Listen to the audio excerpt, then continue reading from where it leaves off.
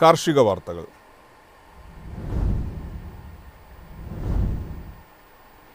താമരപ്പൂക്കളുടെ ആവശ്യകത വർദ്ധിച്ചു. ക്ഷേത്ര ആവശ്യങ്ങൾക്കും വിവാഹങ്ങൾക്കും താമര ഒഴിച്ചുകൂടാനാകാത്തതിനാൽ കേരളത്തിൻ്റെ പലയിടത്തും കൃഷി സജീവമായിരിക്കുകയാണ്.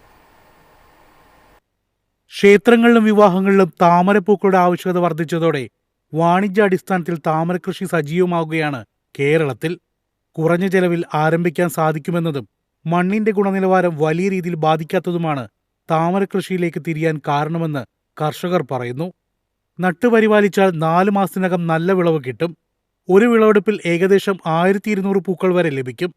വിപണിയിൽ പൂവിന്റെ വിലയിൽ ഏറ്റക്കുറച്ചിലുകൾ വരുമെങ്കിലും നിലവിൽ 4 രൂപ മുതൽ ലഭിക്കുന്നുണ്ടെന്നാണ് കർഷകർ പറയുന്നത്.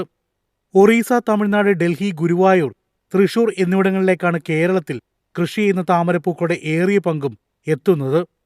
വിമാനമാർഗം നെടുമ്പാശ്ശേരി വിമാനത്താവളം വഴിയാണ് ദൂരെയുള്ള സ്ഥലങ്ങളിലേക്ക് എത്തിക്കുന്നത്. News desk, MyFin TV. ഇന്ത്യയുടെ പരുത്തി ഇറക്കുമതി റെക്കോർഡിലേക്ക്. ഡിസംബർ അവസാനം വരെ പരുത്തി ഇറക്കുമതിക്ക് നികുതി ഇല്ലാത്തതാണ് ഇറക്കുമതി ഉയരാൻ കാരണമായി കണക്കാക്കുന്നത്. ഒക്ടോബറിൽ ആരംഭിച്ച 2025-26 പരുത്തി സീസണിൽ ഇന്ത്യയുടെ പരുത്തി ഇറക്കുമതി 50 ലക്ഷം ബെയിലുകളായി ഉയരുമെന്ന് കോട്ടൺ അസോസിയേഷൻ ഓഫ് ഇന്ത്യ കണക്കാക്കുന്നു. നിലവിൽ ഈ വർഷം ഡിസംബർ അവസാനം വരെ പരുത്തി ഇറക്കുമതി നികുതിരഹിതമാണ്. കഴിഞ്ഞ വർഷം ഇതേ കാലയളവിൽ ഏകദേശം 8.8 ലക്ഷം ബെയിലുകളുമായി താരതമ്യം ചെയ്യുമ്പോൾ നടപ്പു സീസണിൽ നവംബർ അവസാനം വരെ പരുത്തി ഇറക്കുമതി 18 ലക്ഷം ബെയിലായിട്ടുണ്ട്. 2024-25 സീസണിൽ പരുത്തി ഇറക്കുമതി 41 ലക്ഷം ബെയിലായിരുന്നു. കോട്ടൺ അസോസിയേഷൻ ഓഫ് ഇന്ത്യയുടെ മില്ലുകളിൽ നിന്നുള്ള കുറഞ്ഞ ഡിമാൻഡ്, താരിഫ് പ്രശ്നം എന്നിവ കാരണം വരും വർഷങ്ങളിൽ പരുത്തിയുടെ ഉപയോഗത്തിൽ കുറവുണ്ടാകുമെന്നാണ് കണക്കാക്കുന്നത്. ഗുജറാത്ത്, മഹാരാഷ്ട്ര, കർണാടക എന്നിവിടങ്ങളിൽ ഉൽപാദനത്തിൽ വർധനവുണ്ടായി. തെലങ്കാനയിൽ നേരിയ ഇടിവാണുണ്ടായത്. News desk, MyFin TV.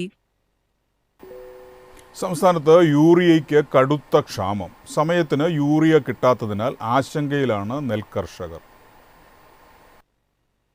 പുഞ്ചകൃഷിയിൽ 1ാം വളമായും മുണ്ടകനിൽ 2ാം വളമായും urea പ്രയോഗിക്കേണ്ട സമയമാണിപ്പോൾ. Call നിലയങ്ങൾ ഉൾപ്പെടെ നെൽകൃഷിയുടെ ആദ്യഘട്ടത്തിൽ യൂറിയ പ്രയോഗം നിർബന്ധമല്ലെങ്കിലും 2-3 ഘട്ടം വളരെ പ്രധാനപ്പെട്ടതാണ്. ഒരേക്കറിന് 15 മുതൽ 20 കിലോ വരെ യൂറിയ വേണ്ടിവരും. വിതച്ച് 15 മുതൽ 20 ദിവസത്തിനുള്ളിലാണ് ആദ്യഘട്ട വളപ്രയോഗം. കേന്ദ്ര സർക്കാർ സബ്സിഡി ഏറ്റവും അധികമുള്ളതും യൂറിയയ്ക്കാണ്. 45 കിലോയുടെ ഒരു ചാക്കിന് സബ്സിഡി കഴിഞ്ഞ് 226 രൂപ 50 പൈസയാണ് കർഷകർ നൽകേണ്ടത്.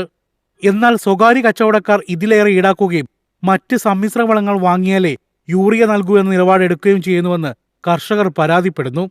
ഓരോ ജില്ലയ്ക്കും ആവശ്യമായ കോട്ട ലഭിക്കുന്നില്ലെന്ന് വ്യാപക പരാതിയുണ്ട്. കർഷക സംഘങ്ങളിലൂടെയും സഹകരണ സംഘങ്ങളിലൂടെയുമാണ് കർഷകർ യൂറിയ വാങ്ങുന്നത്. സബ്സിഡി ലഭിക്കാൻ ആധാർ കാർഡ് ഹാജരാക്കി POS മെഷീനിൽ വിരലടയാളം പതിപ്പിക്കണം. നിലവിൽ വടക്കൻ സംസ്ഥാനങ്ങളിലേക്കാണ് യൂറിയ കൂടുതൽ എത്തുന്നത്. News desk, MyFin TV. വംശനാശത്തിൻ്റെ വക്കിലെത്തിയ ഒരു ജീവിവർഗത്തെ കൂടി നിലനിർത്തിയിരിക്കുകയാണ് നാഷണൽ ഡയറി ഡെവലപ്മെൻറ്റ് ബോർഡ്. ഇന്ത്യയുടെ തദ്ദേശ കന്നുകാലി ഇനമായ പൂങ്കന്നൂർ പശുവിനെയാണ് കൃത്രിമ ബീജസങ്കലനത്തിലൂടെ പുനരുജ്ജീവിപ്പിച്ചിരിക്കുന്നത്. തിരുപ്പതി ക്ഷേത്രപ്രദേശത്ത് നൂറ്റാണ്ടുകളായി ആരാധിക്കപ്പെടുന്നതും മികച്ച രീതിയിൽ പാൽ നൽകുന്നതുമായ ഇനമാണ് പുങ്കന്നൂർ പശു. ഇന്ത്യയിലെ ഏറ്റവും സാംസ്കാരികമായി പ്രാധാന്യമുള്ളതും വംശനാശ ഭീഷണി നേരിടുന്നതുമായ തദ്ദേശീയ കന്നുകാലി ഇനങ്ങളിൽ ഒന്നാണ് പുങ്കന്നൂർ പശു.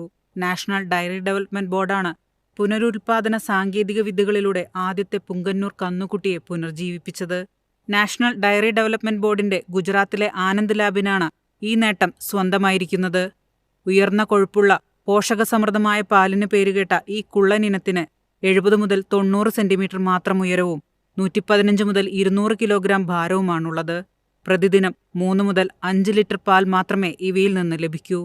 ആന്ധ്രാപ്രദേശിൽ നിന്നുള്ള ലോകത്തിലെ ഏറ്റവും ചെറിയ തദ്ദേശീയ കന്നുകാലി ഇനങ്ങളിൽ ഒന്നാണിത്. പതിറ്റാണ്ടുകളായി നടന്ന സങ്കര പ്രജനനം കാരണം പുങ്കാനൂരിലെ പശുക്കളുടെ എണ്ണം കുത്തനെ കുറയുകയായിരുന്നു. News desk, MyFin TV.